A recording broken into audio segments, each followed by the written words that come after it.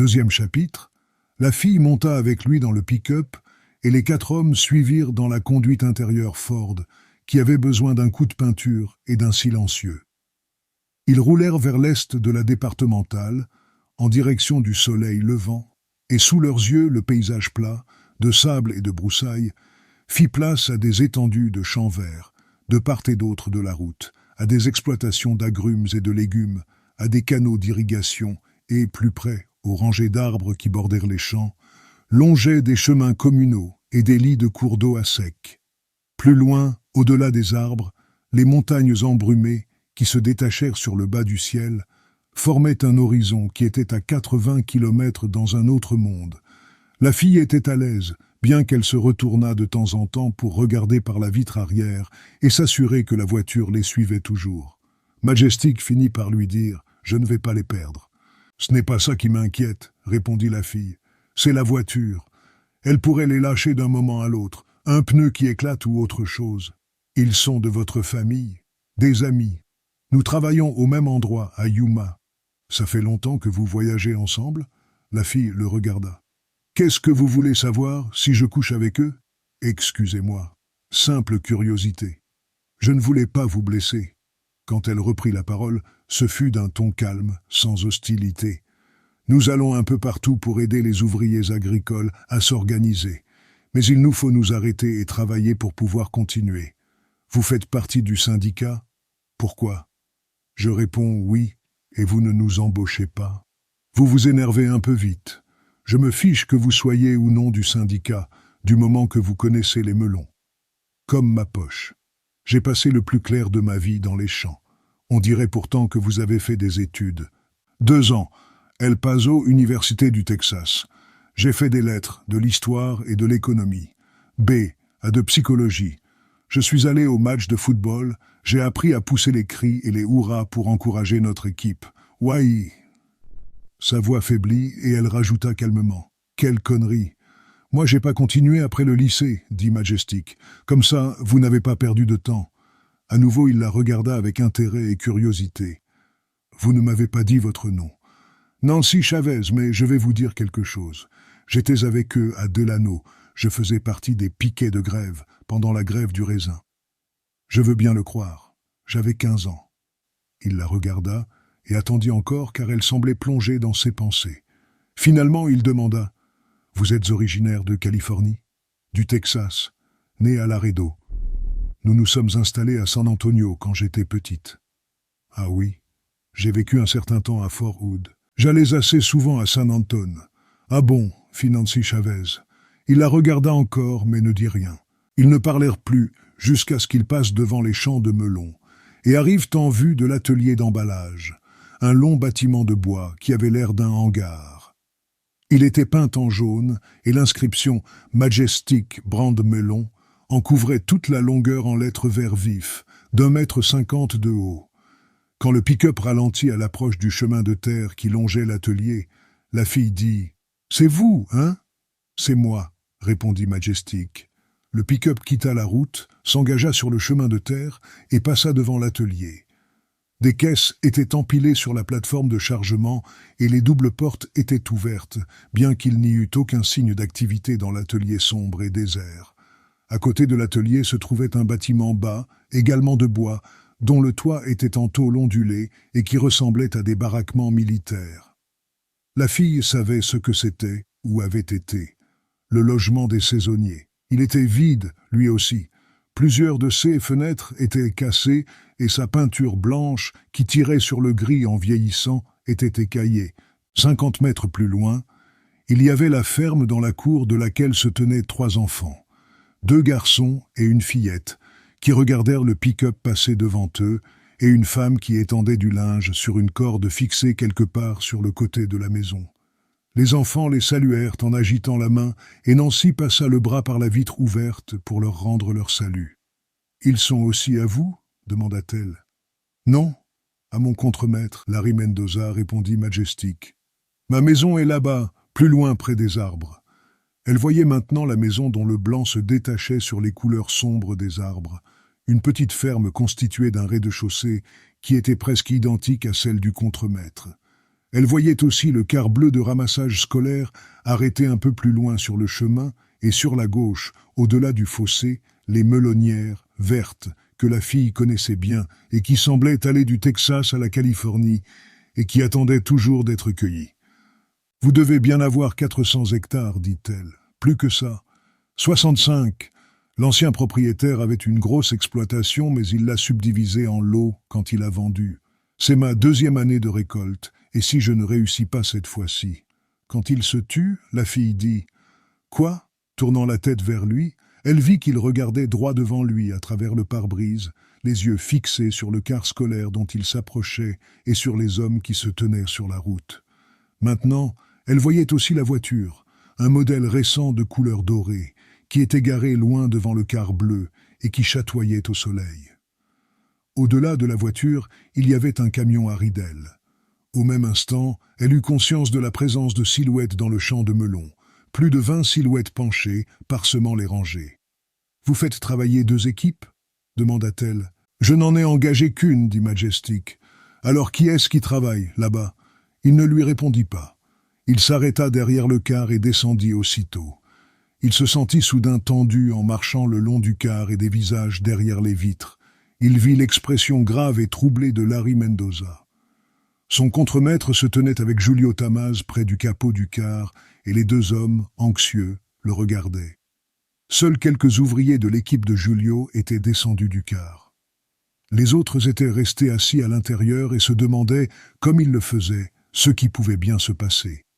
Il aperçut les 2 hommes qui se tenaient près de la Dodge Charger dorée, qui était garée sur la gauche du chemin, cheveux longs et moustaches de bandits mexicains, l'un d'eux portant des lunettes de soleil.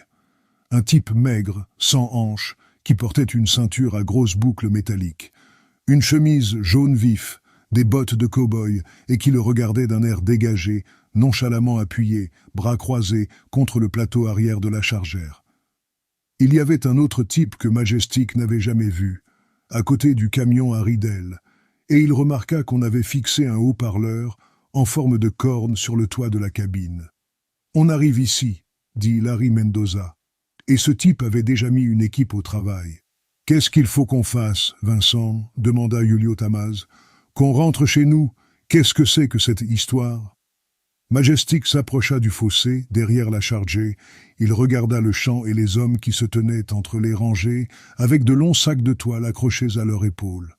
Seuls quelques-uns d'entre eux travaillaient. Il remarqua que tous étaient des blancs. Tous ceux qu'il voyait clairement avaient le même aspect épuisé et miteux. Une bande de clochards ramassés dans la rue et largués dans un champ de melons. « Mais pas mon champ de melons !» se dit Majestic. Il se tourna vers le dandy maigrichon à lunettes de soleil, nonchalamment appuyé contre la voiture. « Je ne crois pas vous connaître. » Il regarda le type se redresser au prix d'un effort paresseux et se détacher de la voiture en tendant la main. « Je m'appelle Bobby Copas. Je suis venu de Phoenix en vous apportant une équipe de cueilleurs triés sur le volet. » Majestic fit comme s'il ne voyait pas la main tendue et dit « Je ne crois pas non plus avoir jamais fait des affaires avec vous. Ce dont je suis sûr, c'est que je n'en ferai jamais. » Bobby Copas lui sourit en laissant tomber sa main. « Avant que vous disiez quelque chose que vous pourriez regretter, qu'est-ce que vous pensez d'1,20 $ de l'heure? Ça vous fera économiser de l'argent, et ils ont déjà abattu du boulot. »« J'embauche qui je veux, » dit Majestic. « Je n'embauche pas une bande d'ivrognes qui n'ont jamais cueilli un melon de leur vie. » Le regard de Copas alla du car bleu à Larry Mendoza, à Julio, à Nancy Chavez. « Moi, je sais pas. Mais vous embauchez tous ces latinos, pas de travailleurs blancs. Il me semble que c'est de la discrimination. Appelez vos types et sortez de ma terre, dit Majestic. Ces latinos sont vos potes? Qu'est-ce que ça peut vous faire qui sait qui travaille, du moment que le travail est fait? Je viens de vous dire que j'embauche qui je veux. Ouais, mais c'est moi qu'il vous faut, dit Copas. Seulement vous ne l'avez pas encore pigé, parce que tout est plus facile et vous n'avez pas d'ennui quand vous embauchez mon équipe. Si vous voyez bien ce que je veux dire. Et voilà, un peu de chantage. Le dandy, qui se prenait pour un caïd, essayait de l'intimider, très sûr de lui, avec le soutien de 2 hommes de main. Majestic le regarda, réfléchit à ce que l'autre venait de lui dire, et enfin répondit. « À vous entendre, vous vous prenez pour le sergent-chef. Seulement vous m'avez pas encore convaincu. D'autre part, Si vous dites encore quelque chose et si ça me plaît pas, je pourrais très bien vous casser la gueule. Alors, vous devriez peut-être y réfléchir. » Il continua de regarder Copas qui protesta. « Et là, minute, mec !»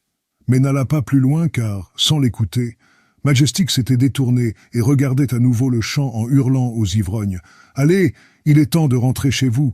Laissez tout ce que vous avez pu cueillir, ou bousiller, et foutez le camp immédiatement. Allez, messieurs, grouillez-vous. » Les quelques gars qui travaillaient s'arrêtèrent, se redressèrent, et tous les hommes dans les rangées regardèrent dans la même direction, ne sachant pas quoi faire. Copas les vit. Il fallait qu'il les arrête avant qu'ils bougent. Il se tourna vers le type qui était derrière lui et lui fit signe de s'approcher du camion à ridelles. Le type obéit. Le voyant arriver, celui qui se tenait près du camion monta rapidement dans la cabine. « Vous m'avez entendu ?» beugla Majestic. « Il est temps de rentrer chez vous. Le gars s'est trompé. Vous n'êtes pas venus au bon endroit. » Comme il ajoutait « Allez vite !» Ces mots furent étouffés par un fracas de musique, du hard rock intense, et le gémissement de guitares électrifiées et amplifiées envahit le champ de melon. Majestic regarda le camion et le haut-parleur monté sur la cabine. Il regarda ensuite Bobby Copas. Il vit qu'il souriait, vit le sourire s'effacer quand il se dirigea vers lui. Il le vit contourner la Charger, passer le bras par une vitre ouverte et en sortir un fusil à pompe. Copas mit le fusil sous son bras et le tint à deux mains, le canon légèrement incliné vers le sol. Les yeux fixés sur Bobby Copas, Nancy Chavez s'écarta du car. « Dites donc, mec, qu'est-ce que vous allez faire? Nous tirer dessus ?»« Je vais lui parler, et cette fois, il va m'écouter, » répondit Copas. « Voilà ce que je vais faire. » Elle se dirigeait vers lui, sans se presser. « $1,20 de l'heure. Vous allez tirer sur les gens pour ça? Alors vous avez besoin de boire encore un coup. »« Il m'a menacé, » dit Copas. « Vous l'avez tous entendu, mais je vous garantis qu'il ne me menacera plus. » Sans cesser de le fixer et d'avancer vers lui, Nancy Chavez lui dit « Moi, je sais pas. Mais un gars qui amène des ivrognes et qui leur joue de la musique, faut qu'il soit un petit peu timbré. » Majestic avait dépassé le coffre de la voiture. Il était à 2 pas de la bouche du fusil. « Vous dites que vous venez de Phoenix? Qu'est-ce que vous faites? Là-bas, vous volez les ivrognes, puis vous les engagez comme cueilleurs. » Copas, les mains crispées sur le fusil, ne quittait pas Majestic des yeux. « N'approchez pas, lui dit-il. Restez où vous êtes. »« Sale petit sergent-chef, dit Majestic. Qu'est-ce que vous avez à faire d'un fusil? Je vous préviens. » Comme il relevait le fusil, Majestic lui fonça dessus, saisit le canon de la main gauche et envoya violemment son poing droit dans la figure de Bobby Copas, touchant une partie du nez et de la bouche. L'accompagnant, quand il partit à reculons, heurter la portière de la voiture, lui envoyant un autre coup de poing qui, cette fois, toucha les lunettes et les fit tomber, puis arrachant le fusil des mains de Copas, que cela fit tournoyer et dont la tête et les épaules passèrent par la vitre ouverte. L'autre gars, aux cheveux longs et à la grosse moustache, qui, au début de la scène, se trouvait à côté de Copas, revint du camion, vite mais pas à temps. Il s'arrêta et leva les mains à 3 mètres de Majestic quand celui-ci braqua le fusil sur lui. La musique rock continuait à plein volume, et les guitares gémissantes poursuivirent leurs gémissements jusqu'à ce que Majestic, se plantant au milieu du chemin, lève le fusil et que le haut-parleur soit emporté du toit de la cabine du camion. Le bruit s'arrêta. Majestic regarda l'homme qui avait les mains en l'air. Il rechargea le fusil, passa près de l'homme et s'approcha du camion. Quand il ouvrit la portière droite, il entendit la musique de la radio et les guitares rock. L'homme assis au volant le regardait fixement. « Sortez ces ivrognes de mon champ !» dit Majestic. Il claqua la portière puis retourna vers la Charger, indiqua d'un signe de tête Copas qui pendait toujours sur la portière et dit au gars qui avait les mains en l'air « Mettez-le dedans et fichez le camp !» Il attendit et vit le sang qui coulait du nez de Copas tacher sa chemise jaune quand le type le retourna, ouvrit la portière et l'aida à s'asseoir à l'intérieur. « Vous avez la clé ?» demanda Majestic. Le type eut un signe de tête affirmatif. « Ouvrez le coffre. » Il attendit encore que le type marche jusqu'à l'arrière de la voiture et ouvre le coffre. Quand le capot du coffre se releva, Majestic s'avança, jeta le fusil à l'intérieur et le referma d'un coup sec. Il se tint à un pas du type aux longs cheveux et à la grosse moustache qu'il observait, et qui était peut-être sur le point de faire quelque chose. « Décidez-vous, lui dit Majestic. Le type hésita, mais il dut sentir que ce n'était plus le moment. Il passa du côté gauche de la voiture et se mit au volant. Majestic s'approcha de l'autre côté pour regarder Copas qui tenait un mouchoir contre son visage. « Eh !» lui dit-il. Il attendit que Copas baisse le mouchoir et le regarde. « Si vous voulez mon avis, mon pote, vous vous êtes trompé de métier.